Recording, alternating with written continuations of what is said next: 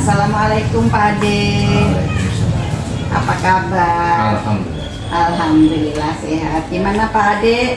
Katanya hari ini mau diobservasi. Apakah jadi? Insya Allah siap. Siap. Oke, ya. Sebelum observasi saya ingin menanyakan beberapa pertanyaan ya Pak Ade ya. Ya, Pak Ade kira-kira apa nih tujuannya hari ini kita observasi? Ya kalau saya sih ini kan ada itu modul belajar berdiferensiasi ya. Iya betul. Tapi kalau memang ada temuan-temuan baru dalam pembelajaran, mungkin saya bisa mengikuti supaya tidak apa ya ketinggalan. Amin. Saya bisa menyesuaikan ya. Nanti Ibu amati saja ketika saya ada di kelas. Baik. Jadi dalam ini maksudnya biar ada peningkatan dari segi tata cara metode yang digunakan di kelas. Kalau memang sudah bagus ya masih kita pakai untuk berikutnya, kalau masih kurang kan kita ganti dengan kira-kira dulu. Baiklah Pak Ade, nanti kira-kira yang akan dikembangkan itu apa saja Pak Ade? Untuk ini aja ya, untuk metode pembelajaran saja dari segi metode pembelajaran. Nanti saya melibatkan anak di kerja kelompok. Kerja kelompok ya. Untuk yang pendekatan apa namanya metode ceramah sih nggak mungkin saya hilangkan ya metode Iya ceramah. betul. Pengantar materi kan di awal dengan ceramah dulu. Betul. Nanti baru actionnya anak-anak. Nanti saya siapkan ada nah ini saya siapkan lembar kerja siswa. Maka saya bawa ini. Siap ya. Nanti tinggal kita cari lemnya. Ini ada gunting nanti untuk potong-potong ini masukin ke dalam tabel seperti ini. Oh iya. Nanti panduannya tetap anak-anak merujuk pada ini buku paket rujukan mereka. Nanti kelompok kira-kira 4 orang. Mereka melengkapi tabel yang sudah siapkan. Sengaja saya pilih gambar-gambar ini supaya mereka apa ya paling tidak tahulah. Seperti nanti ada nama tokoh-tokoh kerajaan kan. Jadi kalau mengenal Sultan Hasanuddin, wajahnya seperti ini kira-kira gitu. Siap.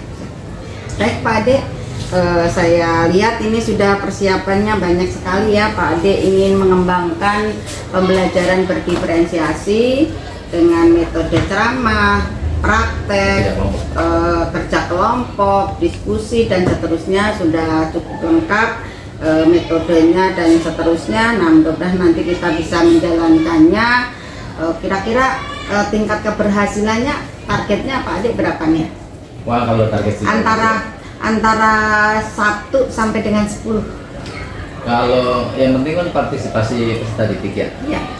Kalau partisipasi peserta didiknya bagus, ya mungkin targetnya di antara 80 sampai 90%. Tapi kan tentu tujuannya bukan secara kuantitas ya, ukuran bukan kuantitas karena tidak mengejar nilai. Betul. Yang penting kualitas partisipasi anak. Ada peningkatan dalam pembelajaran ya Pak, terutama kan keaktifan dan seterusnya. Nah sebelumnya mungkin tingkat kalau Pak Ade menilai itu keberhasilan di kelas itu kira-kira berapa? Berarti di bawah itu ya Pak Ade? Makanya kan gini, makanya saya lengkapi dengan lembar kerja siswa ini, maksud supaya anak-anak ditambah dengan gambar-gambar. Kalau biasanya mungkin lembar siswanya hanya seperti ini, ya. Kalau kita siapkan seperti ini aja, mereka bisa mengisi kelompok. Tapi kalau kita coba dengan, nah ini gambar, mereka nanti potong-potong, ada actionnya aja mereka, potong-potong nanti tempel di sini. Yang mudah-mudahan anak-anak lebih semangat belajar. Kemudian juga supaya ada ada pengetahuan baru, visualisasinya kan muncul nih. Kalau cuma teori-teori saja, mereka kan hanya visualisasi tidak terwujud ya, tapi dengan melihat gambar ya paling nggak kan mendekati materi. Oh ini misalnya di sini nanti ada gambar tentang Masjid Demak, oh ini model seperti ini. Nanti ada Masjid Agung di Banten, oh seperti ini modelnya. Mungkin walaupun tanpa ini mereka bisa isi ini, tapi dengan ini membangkitkan visualisasi anak-anak gitu. Baik Pak Ade, mudah-mudahan pembelajaran berdiferensi yang ingin dicapai Pak Ade bisa dilaksanakan dengan baik, apalagi sudah ada gambar, sudah ada lain-lain sehingga nanti tercapai. Ya baiklah, sampai ketemu nanti di kelas ya Pak Ade ya. Assalamualaikum Pak Ade. Kawan-kawan, belajar kita berdoa menurut agama yang mulia dan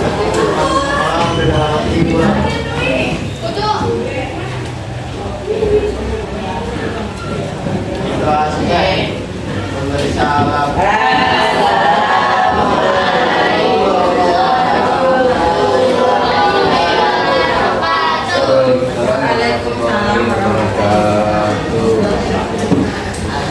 Nah ini ada sampah dulu lah. Buang sampah. Sudah? Nah, tidak ada sampah di lagi. Caranya. Dah, jangan di kantong ini. Buang sampah.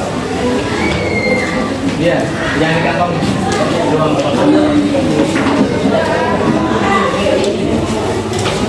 yang piket tadi ke piket.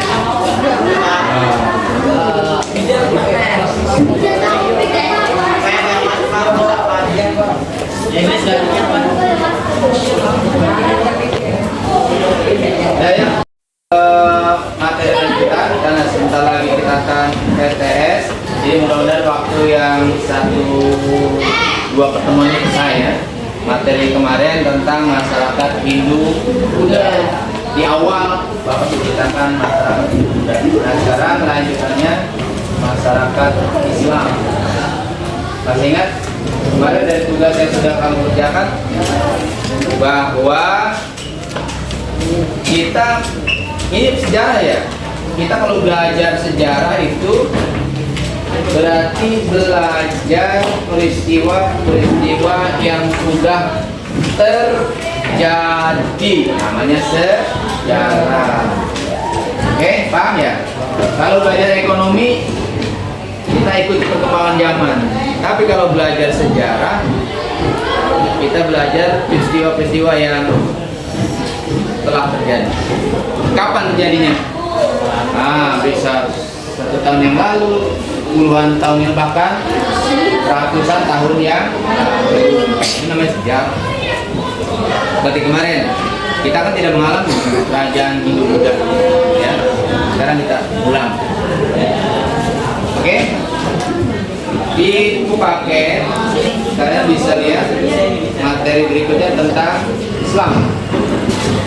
Silakan dibuka buku paketnya, kita masuk di halaman mulai halaman yang 153. Masyarakat Islam di Nusantara.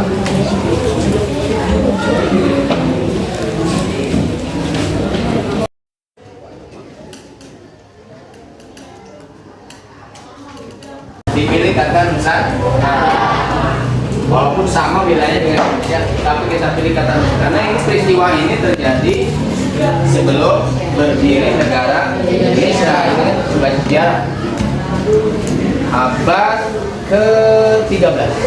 Nah, kalau kemarin Hindu Buddha abad ke-5 Masehi, sekarang kita masuk mulai abad ke-13. Berarti berapa abad setelah itu? Nah, kerajaan Buddha kemarin abad ke-5. Nah, sekarang Islam itu abad ke-13, berarti sekitar 8 abad kemudian. Maka peradabannya lebih tua Hindu Buddha daripada kebudayaan Islam di Nusantara. Oke, kita awali. Kita bagi dua. Sekarang sebelum ke materi inti, perhatikan. Kita tahu negara Indonesia 240 juta ini menganut agama Islam. 240 juta mayoritas penduduk negara Indonesia beragama Islam. Nah ini kemudian dikatakan Indonesia, negara kita ini adalah negara muslim terbesar di dunia. Negara muslim terbesar di dunia. Dua Pakistan. Kita masih unggul dengan negara. Padahal kalau kita nanti belajar Islam itu dari bagaimana Islam itu datang ke Nusantara. Ini tanda paling mas. Ya, dimana Islam itu di semenanjung Jazirah Arabia. Kalau kita belajar peta dunia, ada tuh semenanjung Jazirah Arabia. Ya, kalau umat Muslim setiap 1 tahun sekali berangkat ke tanah suci Mekah untuk menunaikan ibadah haji rukun Islam yang ke menunaikan ibadah haji. Betul nggak? Ya. Di bulan apa? Dzulhijjah. Ke semenanjung Jazirah Arabia. Kalau kita lebih akrab dengan sebut lebih Arab gitu kan? Jadi Islam itu berkembang di semenanjung Jazirah Arabia.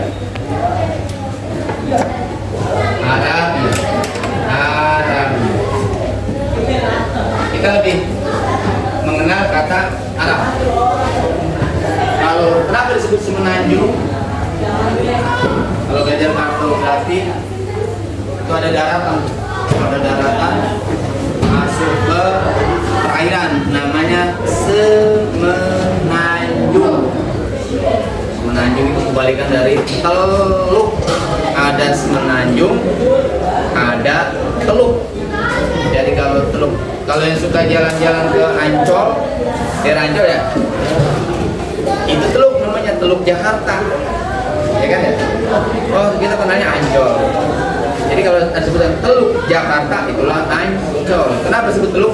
Karena dia ada perairan yang masuk ke darat. Nah kalau semenanjung kebalikannya, daratan yang masuk ke lautan. Jadi ada laut luas, tiba-tiba ada daratan masuk dan termasuk semenanjung. Nah di sanalah Islam berkembang pertama kali. Ini agama Samawi ya, agama yang diturunkan kepada Nabi Muhammad Rasulullah Sallallahu Alaihi 571 Masehi. Pernah belajar? Ya, betul ya. 500 zaman Nabi Muhammad dari Mekah itu kemudian ajaran Islam berkembang sampailah di petanya ke Nusantara. Kalau ini kita jelas ya, Indonesia. Ini ada masanya. Jauh-jauh dari Arab, apakah tiba-tiba sampai ke Nusantara? Kan tentu tidak. Ada proses. Ini proses di gelombang proses. Ada proses. Mirip dengan kemarin yang kita ajarkan, kita pelajari 2 minggu yang lalu. Di sini ada peran siapa di sini? Peran para pedagang. Jadi berperan menyebarkan agama Islam kepada pedagang siapa? Pedagang yang beragama Islam. Jadi kok bisa begitu? Ya, ini lihat. Nanti kita lihat prosesnya. Ada satu celah di antara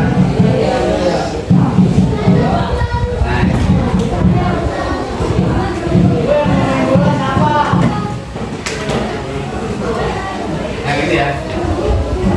Kalau salah silakan koreksi ya.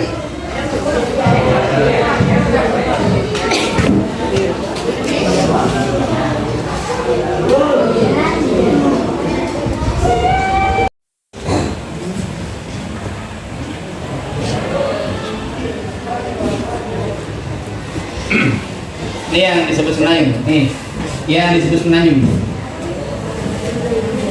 Nah, kira-kira ya, ini kira-kira. Ini Afrika nih, Afrika. Nah ini disebut semenanjung. Ini kemarin Indochina. Nah, sini ada Cina, ini ada Eropa. Nah, ini ini ya. Mana Nusantara? Kita lihat alurnya. Ingat pusat perdagangan masa kuno ada 3 kan? Apa? Romawi di Eropa, ini Romawi. Ada Romawi di Eropa, kemudian ada India dan Cina. Ada 3 pusat perdagangan. Kalau minggu yang lalu kita pelajari orang India yang beragama Hindu dan Buddha, mereka menyebarkan agama tersebut ke berbagai daerah. Bagaimana dengan pedagang-pedagang Islam? Sama. Pedagang-pedagang Islam. Kalau dari Eropa, ini ya, ada namanya perusahaan Suez. Nah, ini semenanjung Arabia nih, yang tadi Bapak sebut semenanjung Jazirah Arabia nih, yang daerah ini, yang Bapak asli. Nah, ini daerah semenanjung Jazirah Arab. Dari sini agama Islam berkembang. Kok bisa? Ya, lihat jalurnya. Jalur perdagangan kemarin ke India. Kemudian dari India sini nih. Ada celah sedikit berbelok ke arah ini. Ada celah karena berdagang menggunakan perahu layar. Ini berlayar. Nah, berlayar. Ini jalur pelayaran. Berlayar kan? Pedagangnya menggunakan perahu layar atau berlayar. Ini kalau kita zoom, ini namanya daerah yang sempit ini. Ini disebutnya Selat Malaka atau Selat Malaya. Malaka atau Malaya? Selat Malaka. Jika ada celah sempit.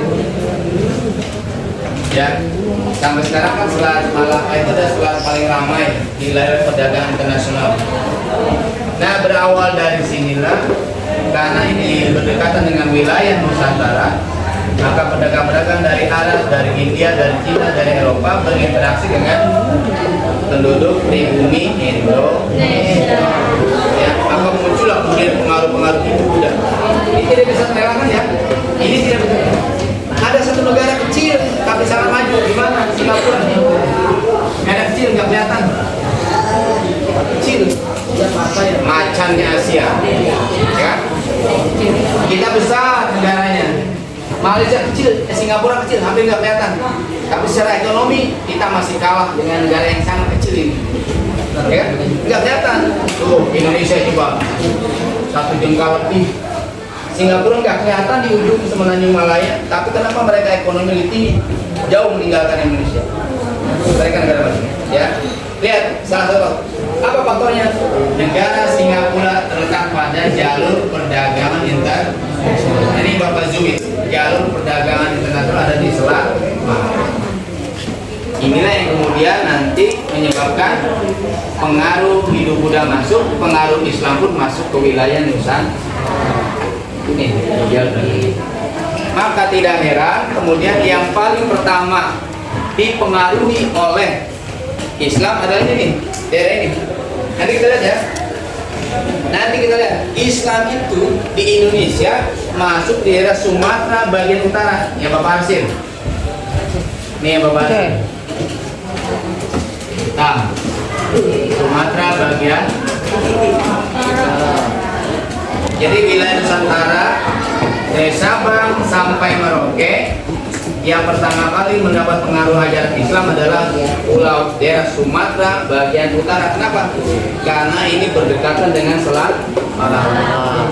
Di daerah Sumatera bagian utara, daerah yang paling mudah menerima pengaruh, ya kan? Daerah Sumatera bagian utara itu daerah yang paling mudah mendapat pengaruh dari orang-orang asing, ya, dari orang-orang asing masuk. pedagang-pedagang yang agamanya Islam. Maka tadi daerah ini yang pertama kali nanti mengenal ajaran Islam. Indonesia yang luas ini, yang 17.000 pulau itu, ajaran Islam pertama kali masuk sini. Aceh itu dijuluki sebagai Serambi Mekah. Serambi Mekah. Kiblat dari ajaran Islam pertama kali diterima di Sumatera bagian. Nanti kita lihat ya. Nah, ini kira-kira ya apa peran dari kegiatan perdagangan yang membawa pengaruh Islam sampai ke wilayah Nusantara atau ini. Kira-kira ini apa bedanya dengan proses penyebaran Hindu Buddha? Tidak ada bedanya, sama-sama dibawa oleh para. Cuma nanti ada bedanya. Pada pelajaran ini nanti kita akan melihat bagaimana kerajaan-kerajaan nanti yang muncul itu akan berhadapan dengan kelompok lain. Apa kelompok lain? Ada negara asing yaitu Portugis dan Spanyol. Ya. Kalau pelajaran mana ada? Kita Hindu Buddha tidak mengenal munculnya negara-negara, tapi ketika kita belajar ini, belajar agama Islam itu nanti kita akan belajar tentang perlawanan dari berbagai daerah di negara kita terhadap bangsa Portugis dan bisa dipahami ya. Nah, ini tidak akan bagus, nanti ini ada hubungan dengan kedatangan bangsa Portugis. Jelas? Ini kira-kira seperti itu ya. Konsep awalnya peta persebaran agama Islam dengan tanda-tanda Arab diawali dari sini kan, diawali dari kawasan Selat Malaka, celah yang sempit di antara Pulau Sumatera bagian utara dengan Semenanjung Malaya atau Semenanjung Malaysia. Kita lihat yang pertama di halaman 155. Halaman 155. Lihat yang nomor 1, apa tuh? Perdagangan, aktivitas perdagangan. Jelas ya tadi ya? Kalau aktivitas perdagangan sudah sampaikan tadi bagaimana kegiatan perdagangan itu membawa pengaruh besar terhadap usaha penyebaran agama Islam ke wilayah Nusantara dari kegiatan perdagangan. Yang kemudian kedua, pernikahan. Jadi proses perdagangan itu membuat agama Islam cepat menyebar. Kedua, proses pernikahan. Dalam Islam, orang yang menikah itu dua-duanya harus beragama Islam. Suami Islam, calon mempelai pengantin putri juga harus dua-duanya. Suami Islam, istrinya Islam, maka nanti anaknya pasti Islam, Muslim gitu kan? Kalau suaminya Islam, yang istrinya non Islam, non Muslim, anaknya bisa Islam, bisa Muslim. Tapi kalau suaminya Islam, istrinya Islam, sudah pasti keturunannya Islam. Nah, itulah yang mempercepat proses penyebaran agama. Kira-kira gitu ya. Di halaman 155 kira-kira gitu. Jadi pernikahan itu salah satunya bisa menjadikan proses penyebaran Islam. Kemudian yang ketiga ada faktor pendidikan. Pondok-pondok pesantren, anak belajar di pondok, nanti diajarkan agama Islam. 1 tahun pondok menerima 500 siswa misalnya. Nah, yang 500 siswa itu menginap pondok, diasramakan. Ya, kalau kamu kan pulang harian nih, tapi kalau yang di pondok pesantren, mereka mungkin pulangnya kalau hari raya Idul Fitri, hari-hari tertentu. 3 tahun mereka diajarkan tentang agama Islam, belajar agama Islam, belajar Al-Quran, hukum-hukum Islam, di pondok-pondok pesantren, betul? Ya kan? Kalau kamera sih pulang harian, berangkat pagi nanti siang pulang. Tapi kalau di pondok pulangnya mungkin setiap 4 bulan sekali, tahun sekali. Ya kalau di Jogja itu. Kemudian yang berikutnya seni budaya. Dulu ada kisah nanti ya, kisah Sunan Kalijaga. Sunan Kalijaga dia menggunakan metode pendekatan budaya untuk menyebarkan agama Islam dengan pertunjukan wayang kulit. Jadi wayang kulit dimainkan, tetapi ceritanya mengandung nilai-nilai ajaran. Kira-kira. Jadi pernikahan, perdagangan, pendidikan, seni budaya, dakwah, dakwah, media dakwah, ceramah-ceramah agama dan yang itu ada di halaman 155 tentang bagaimana cara Islam masuk gitu. Yang berikutnya nanti kita akan lihat kerajaan Islam di Nusantara. Ini sudah ya? Ini sudah? Jelas ya?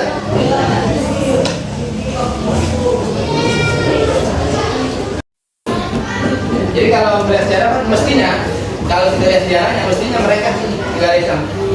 Tapi ingat, patokannya bukan itu, tapi patokannya jumlah penduduk. Dan berikutnya, kita lihat kerajaan yang pertama. Ya, satu kerajaan. Nah,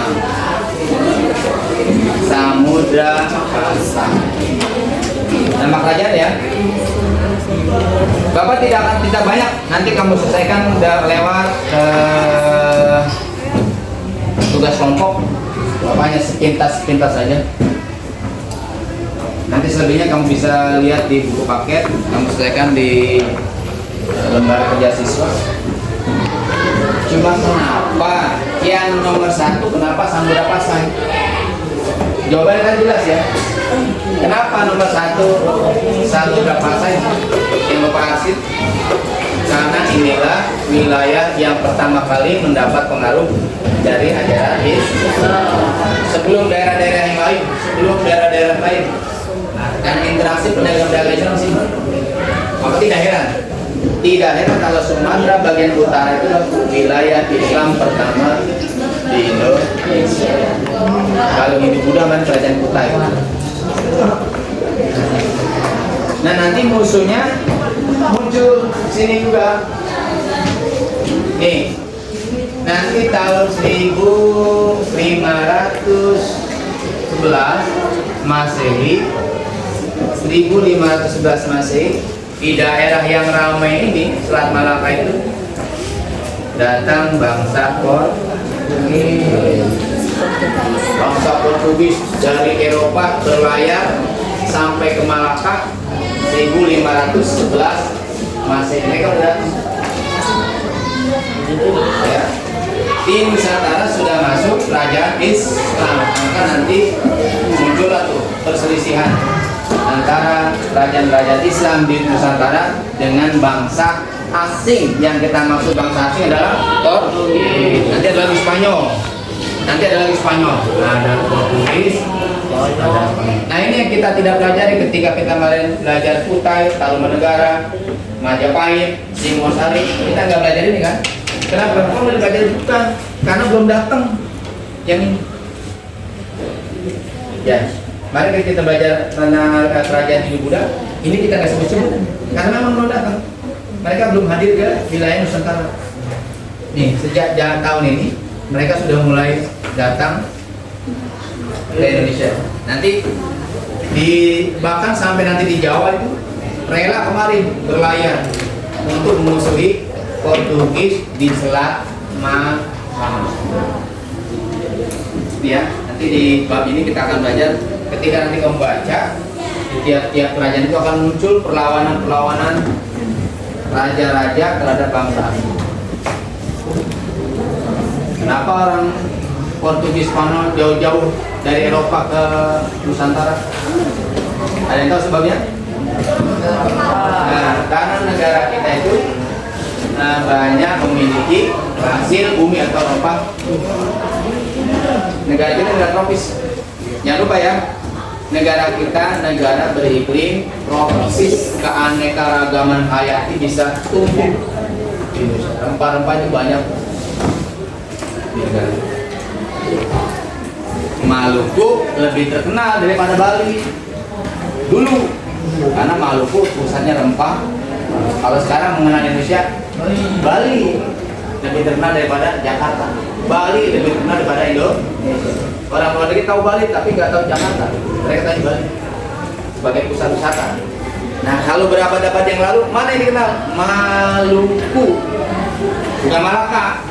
Kali ini Malaka, nah ini Maluku di sini, Maluku di sini, Maluku. Yang mereka kejar Maluku, maka dari Malaka nanti ke Maluku. Nih, 15-11 di Malaka, nanti sampai di Maluku 15-21. Berapa tahun? Berapa tahun kemudian? 10 tahun kemudian Portugis dari Malaka sudah mengincar daerah Maluku. Bedanya dia ada Malaka, Maluku, Malaka, Maluku ya. Ya. Kenapa sama nanti? Karena ini mengejar pusat rempah-rempah. Nah, di sana nanti ada Portugis di Maluku, nanti ada kerajaan Islam, mereka berselisih. Jadi awal mula perselisihan adalah karena kehadiran bangsa-bangsa asing di wilayah Nusantara. Gitu ya. Jadi jelas ya, kenapa kemarin Hindu-Buddha kita nggak nyebut-nyebut masalah Portugis Spanyol, karena mereka belum hadir. Nah, begitu datang pengaruh Islam, begitu muncul kerajaan Islam, berdatangan juga bangsa-bangsa asing. Itu yang menyebabkan terjadinya perselisihan antara raja-raja Islam dengan bangsa Portugis dan Spanyol. Jelas ya? Oke, ada pertanyaan? Nanti selebihnya kalian bisa jawab kelompok ya Bu.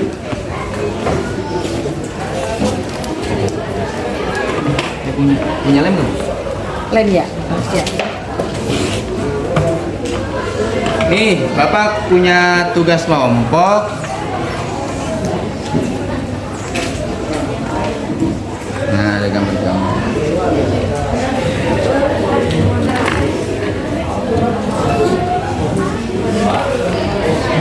Ini ada 2 lembar.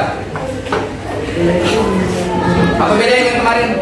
Kalau kemarin tanpa gambar, ya hari ini dapat tambah gambar. Terima kasih kemarin yang sudah mengumpulkan tugas materi Buddha. Hari ini untuk kerajaan Islam sama formatnya, cuma kolomnya berbeda karena jumlah kerajaannya Bapak tambahkan jadi 8. Kalau kemarin 6, sekarang ada 8 kerajaan Islam yang kamu harus masukkan ke dalam tabel ini, dilengkapi dengan ini supaya kalau kamu baca di buku itu ada nama Sultan Hasanuddin. Mana yang namanya Sultan Hasanuddin? Kalau di buku itu ada tulisan Masjid Agung Banten. Mana Masjid Agung Banten? Ya. Nanti ini kamu gunting sesuai dengan ukurannya. Insya Allah nanti mudah-mudahan masuk ke kotak ini ya. Nanti lembar ini yang kamu gunting satu-satu kamu masukkan ke sini, ke kotak yang paling kanan. Ini ada bacaan dokumen. Kalau misalnya nomor 1 kerajaan Samudra Pasai, dokumennya mana? Cari sendiri. Ya, nanti. Nah, kalau menurut kamu Samudra Pasai ini dokumennya, maka ini tempel di sini. Yang kedua, kerajaan Aceh, dokumennya mana? Tentang kerajaan Aceh, kan bisa pilih ya. Kalau menurut kamu Aceh adalah ini nomor 1, maka nomor 1 gunting tempel di sini. Nah, ini apa? Supaya visualisasi kita jalan, gitu ya. Paham? Nanti digunting di lem, ada lemnya, ada gunting. Oke, kerja kelompok dapat 1 kelompoknya 4 orang seperti kemarin. 4 orang berhadapan kerjakan tugas. Oke, nanti nama kelompoknya tulis di bawah. Jangan lupa di bawah ada peta Indonesia. Nomor 1 apa? Kerajaan Samudra Pasai. Arsir. Seperti kemarin bisa? Iya. Dikasih warna hitam. Jangan pakai pensil, nggak kelihatan, pen hitam. Nah, ya. Nomor 2 kerajaan Aceh misalnya. Aceh daerah mana? Hitam. Jelas? Ada yang bertanya tentang ini? Bagi-bagi ya. Oke. Kurang baik, gimana?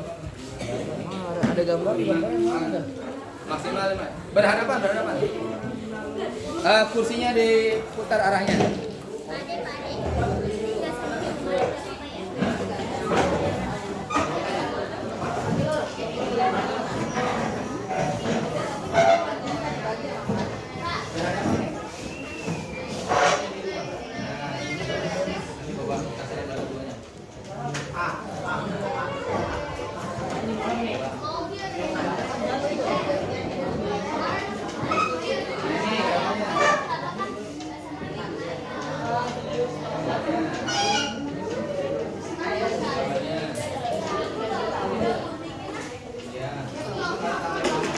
Sama seperti pegang.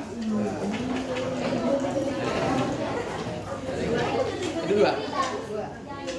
Ini gambarnya. Gambarnya.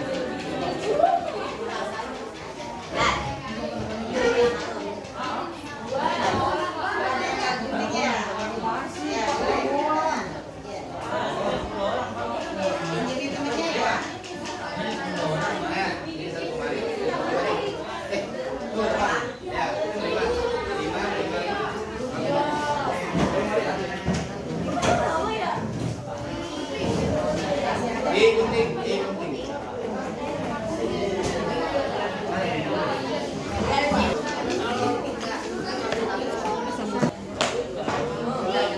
Yang satu dua orang mencari materi, menjawab materi, yang satu gunting-gunting kertas gitu maksudnya bagi-bagi tugas. Iya, jadi ada yang nyari materi, ada yang gunting kertas. Ayah ada lah. Biar muat. Kalau apa muat kan? Sesuai dengan gambar. Gunting.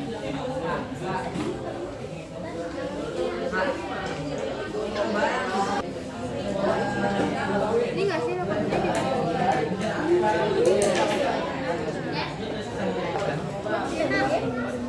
Tapi ini guntingnya pas. Karena kalau agak besar ya lihat buku paket.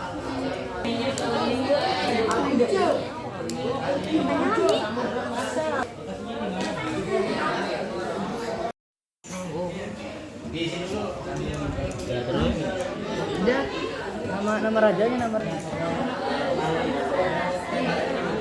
Sultan dulu kan.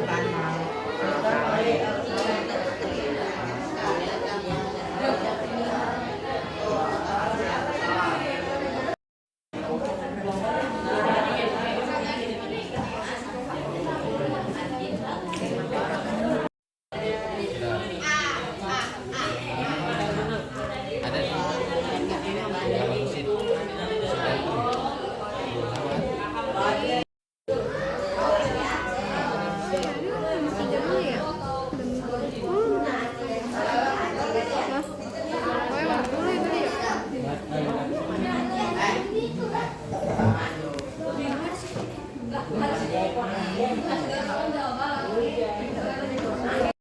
Ya, silakan. Udah, yang sudah selesai silakan dibawa ke depan. Tugasnya.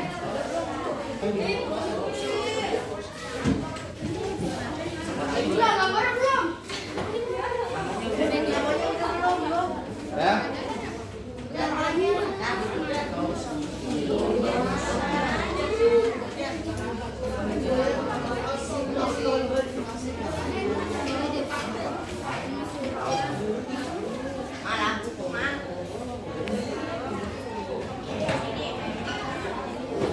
Ya, terima kasih ya. Nah, sudah Bapak terima nih tugas dari kelompok kalian, sudah ditempel.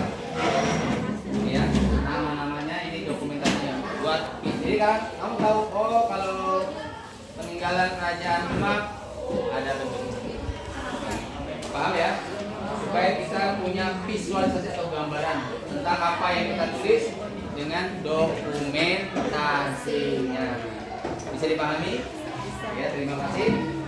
Nanti kalau sudah Bapak nilai, silakan diperbanyak, difotokopi sesuai dengan jumlah anggotanya. Karena ini harus dimiliki oleh semua anggota kelompok. Kalau 4 orang, nanti diperbanyak 3. Yang asli pegang seorang, yang 3 dibagikan. Ya, biar semua kenal. Ya. Oke, kita lanjut nanti ke pertemuan berikutnya ya. Tentang kegiatan ekonomi.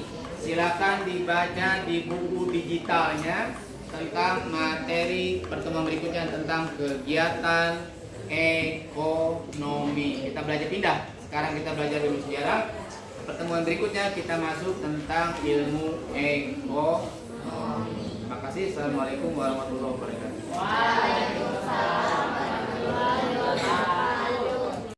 Jawab ya, yang jujur. Satu pertanyaan dari Bapak sebelum Bapak meninggalkan ruangan. Bagaimana untuk belajar hari ini? Sudah Bapak sajikan dengan lembar kerja, dilengkapi dengan gambar yang harus kalian isi, seperti menyusun puzzle.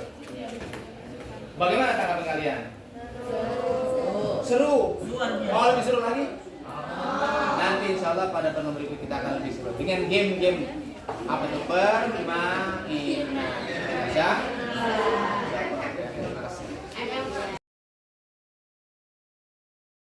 Assalamualaikum Pak Ade. Waalaikumsalam. Alhamdulillah sehat ya Pak Ade. Iya, gimana Pak Ade tadi setelah melakukan pembelajaran berdiferensiasi? Bagaimana perasaan Pak Ade setelah melaksanakan pembelajaran berdiferensiasi Pak Ade? Jadi kalau tantangan bagi kita kan nggak pernah habis ya. Bagi seorang guru itu kan tantangan nggak pernah habis. Jadi sebisa mungkin kita harus mengikuti perkembangan zaman, termasuk ketika kita berhadapan di depan siswa. Ternyata apa yang sudah kita jalankan mungkin beberapa lama kita sudah jadi guru sekian tahun, ternyata yang selama ini kita lakukan itu belum tentu bagus ya, karena kita ternyata harus inovasi. Tadi Ibu sampaikan di kelas, mungkin selama ini kita puas dengan apa yang kita praktekkan, kita ajarkan, kita pakai metode yang kita pakai di depan siswa. Ternyata hal itu ya belum tentu maksimal. Ternyata masih banyak yang harus kita rubah dan masih banyak yang harus kita sesuaikan, tergantung pada kebutuhan anak peserta didik yang kita orientasi kepada. Jadi ya terima kasih saran-saran dari Ibu yang telah memberikan masukan kepada saya terutama di kelas, supaya ya ke depan kita bisa lebih maksimal lagi sehingga kebutuhan peserta didik dapat kita penuhi, kita sebagai wadahnya kan. Jadi orientasinya sekarang bukan hanya kepada kita bagaimana kita bisa menyampaikan materi, tetapi orientasi kepada anak itu bisa nggak menyerap apa yang kita sampaikan. Kira-kira seperti itu. Terima kasih Mas. Ya baik Pak Ade. Nah tadi Pak Ade sudah tahu ada banyak kekurangan dan lainnya. Kira-kira menurut Pak Ade apa sih kekurangannya dan apa sih kelebihannya dari pembelajaran yang Pak Ade sudah laksanakan? Satu, tentu ini kan tidak lepas dari fasilitas ya, fasilitas yang ada di sekolah Bu ya. Kita sih maunya maksimal ya. Sebetulnya sih enak ya kalau kita kasih materi. Mungkin bagi ini tahun sekarang ya, yang sekarang kan yang kurikulum merdeka kan baru berjalan sekarang. Bagi yang masih menggunakan Kurtilas karena sudah beberapa tahun berlangsung, ya saya kira mudahnya apa? Mudahnya materi yang kita sampaikan di tahun yang lalu kan bisa diulang di tahun ini di satu jenjang yang sama. Jadi sama saja, justru enaknya itu kita bisa berinovasi. Jadi kalau tahun kemarin kita kurang, tahun ini ditingkatkan lagi. Cuma kembali kepada sarana sekolah.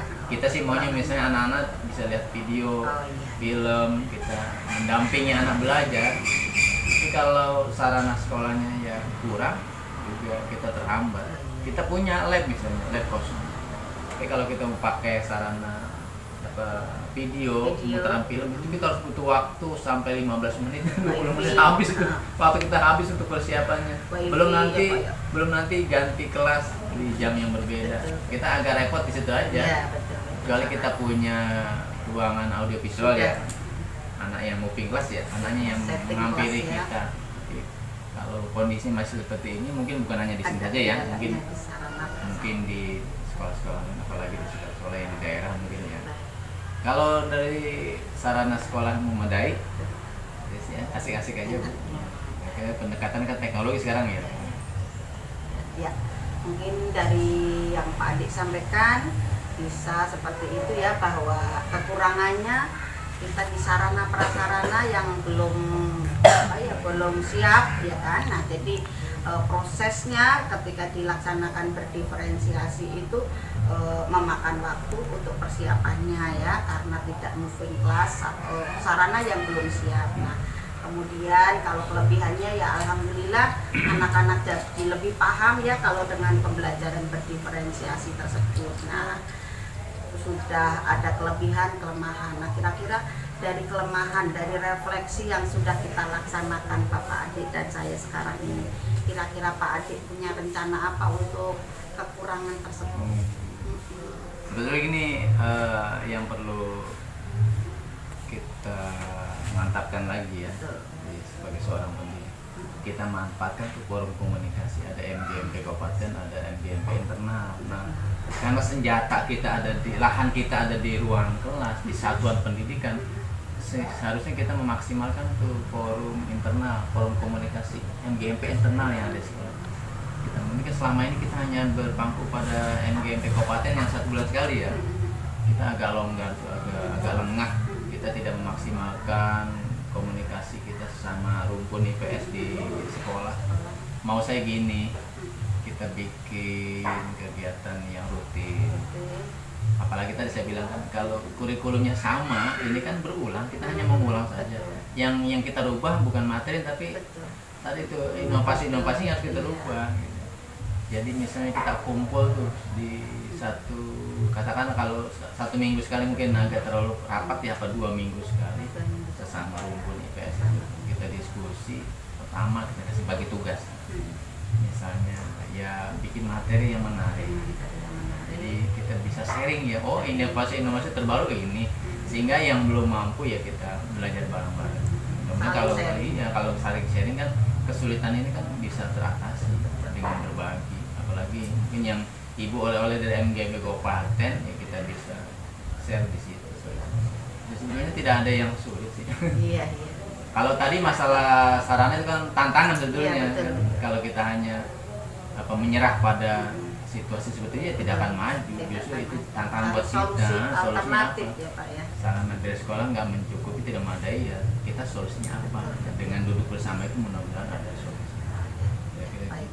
Ya, mungkin kira-kira dari solusi yang diambil ya, yang pertama bisa kita berkumpul tadi untuk mencari alternatif bagaimana pembelajaran berdiferensiasi bisa dilaksanakan dengan sarana yang kurang atau mungkin diganti dengan metode lain yang hampir sama ya kan, seperti itu ya, dan berbagi pengalaman, berbagi tugas untuk kalau menurut saya mah teknologi hanya satu sarana. Betul.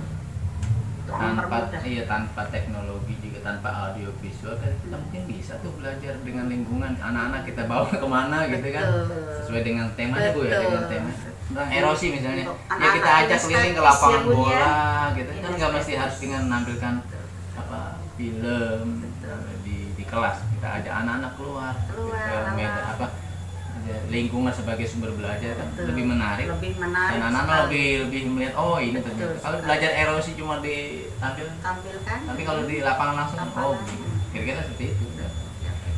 Jadi kalau teknologi jadi tantangan jadi kendala ya, kita harus cari solusi lain.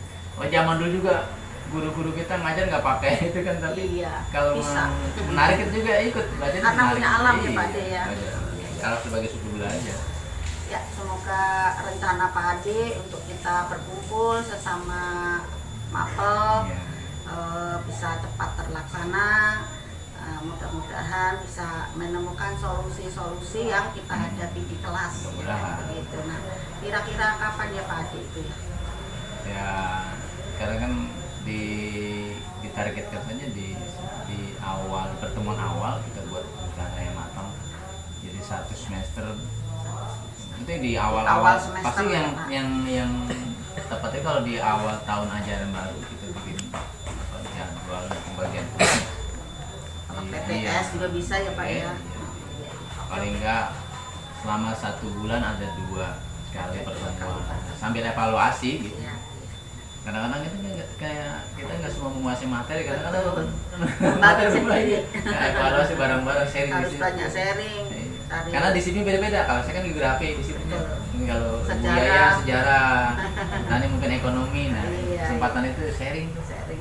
Jadi kendala-kendala kita di kelas bisa terpecahkan sih. Betul. Pak. Ya. Terima kasih banyak ini Pak Ade. Sama-sama, terima kasih Mudah-mudahan segera terwujud Iya. rencana-rencana Pak Ade berikutnya dari refleksi pembelajaran dari kekurangan tersebut bisa ditindaklanjuti dan bisa meningkatkan untuk kedepannya. Kita sharing kembali ya Pak Ade ya, saling sharing mudah-mudahan bisa meningkatkan pembelajaran yang berpusat kepada murid. Nah, memang kita mengutamakan semua untuk murid, berpikirnya untuk murid itu aja. Ya, mungkin itu saja, cukup sampai di sini.